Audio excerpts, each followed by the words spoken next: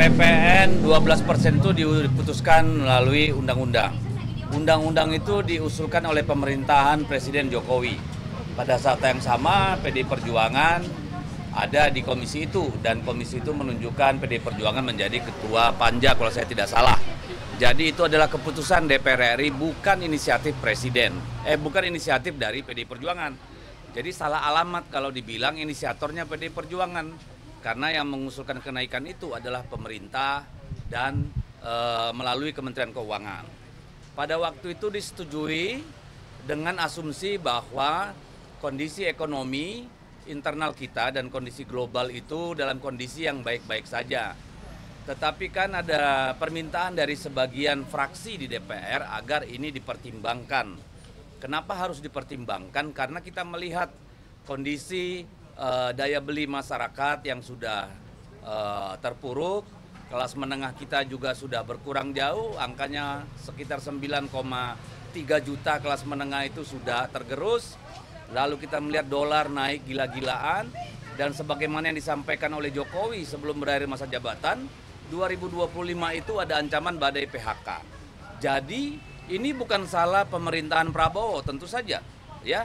Yang diminta teman-teman itu juga bukan membatalkan undang-undang itu atau kesepakatan yang sudah dibuat di DPR, tetapi meminta pemerintah mengkaji baik buruknya dari kenaikan PPN itu bagi rakyat.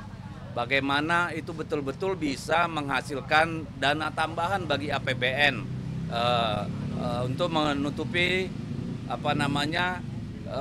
defisit yang ada di APBN. Jadi sama sekali bukan menyalahkan pemerintahan Pak Prabowo, enggak, karena memang itu sudah given dari kesepakatan periode sebelumnya itu.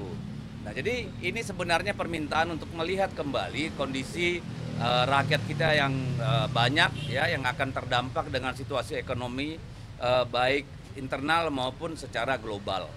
Berarti artinya PDIP sebenarnya meminta pemerintah mengkaji ulang apa menolak? Mengkaji ulang, kita minta mengkaji ulang apakah tahun depan itu sudah pantas kita berlakukan pada saat kondisi ekonomi kita tidak sedang baik-baik saja.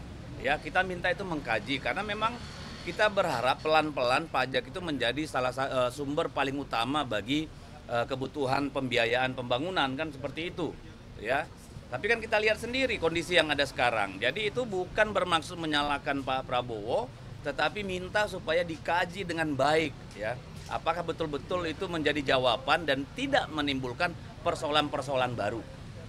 Tapi kalau Ibu Sarah tadi pagi, Sarah Gerindra tadi pagi mempertanyakan penolakan PDIP atas PPN 12%, Bang. Padahal waktu itu sebelumnya PDIP dipanja, Bang, waktu itu. Kamu kan saya udah jawab dari tadi kamu kemana sih? Tapi kalau ini sudah jelas bahwa itu usulan pemerintah melalui Kementerian Keuangan, bahwa PDI Perjuangan ada panja di situ, itu kesepakatan di dalam komisi maupun lintas fraksi, bukan kemauan PDIP. Siapa yang menginisiasi?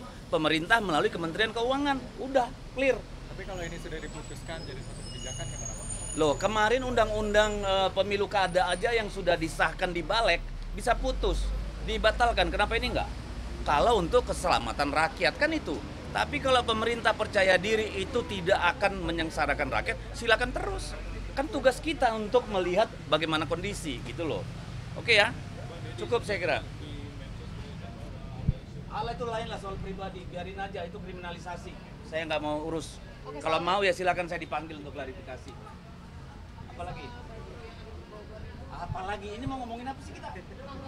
Bang, ini kesempatan jalan nih. Hah? Bang, boleh Bang. Iya, nanti dulu lah itu. Apalagi? Kalau soal pemberedelan saya jelas nih, kalau Pak Fadlizon bilang ini bukan pemberedelan, silakan baca apa sih pemberedelan. Pemberedelan itu adalah pemberangusan, pelarangan, pembatasan. Itu artinya beredel. Nah, saya ingin sampaikan kepada Pak Fadlizon, ketika mereka kalah pemilu 2014, dia bikin puisi yang menyerang, menghina Pak Jokowi. Adakah diberedel? Adakah dibatasi? Enggak. Jadi saya minta Pak Fadlizon jangan melempar kotoran ini kepada pemerintah yang sekarang, kepada Pak Prabowo. Sehingga kesannya Pak Prabowo lah yang meminta pemberangusan ini. Saya yakin tidak. Karena saya belum pernah dengar Pak Prabowo itu anti karya seni. Bahkan beliau seorang pecinta seni. Bahkan suka menyanyi kan gitu nih. Jadi yang meminta membredel ini menurut saya adalah mantan dan para komparadornya. Nggak ada, saya nggak percaya bahwa ini permintaan Pak Prabowo. Ini pasti pemerintahan mereka yang tersinggung. Siapa yang tersinggung? Silakan diartikan sendiri. Nanti soal katanya vulgar, ada pemakaian atribut. Itu kan asumsi. Harusnya kalau itu dipamerkan, maka yang melihat itu hanya segelintir orang yang datang ke pameran. Dengan pembredelan sekarang tuh sampai ke kampung-kampung, desa-desa orang jadi mengerti gitu loh. Jadi salah sendiri kalau menurut saya. Karena saya yakin Pak Prabowo tidak punya niat untuk memberangus seperti itu. Beliau sedang berusaha membangun citra Indonesia di luar negeri. Ya, dunia internasional. Kalau sampai beliau ke luar negeri terus ada cerita kayak begini kan beliau bisa dianggap tidak demokratis. Dan itu merugikan bagi Pak Prabowo. Jadi pada Pak Fadlizon dan Giring tolong hati-hati. Ya, apalagi dua-dua ini kan seniman nih. Fadlizon suka nulis puisi, Giring suka nyanyi. Ya, masa otaknya kayak begini, kayak Orde Baru gitu loh. Jadi dalangnya mantan presiden. Loh, asumsi kita begitu karena di luar tuh siapa lagi merasa dirugikan dengan kritik melalui lukisan itu? Nggak ada kan? Kalian merasa dirugikan nggak? Nggak kan? Kan nggak mungkin kalian yang minta itu dibatalkan. Apalagi? Yang ini yang baliho Pak, yang Megawati. Sudah kita bahas. Belum dapat lagi.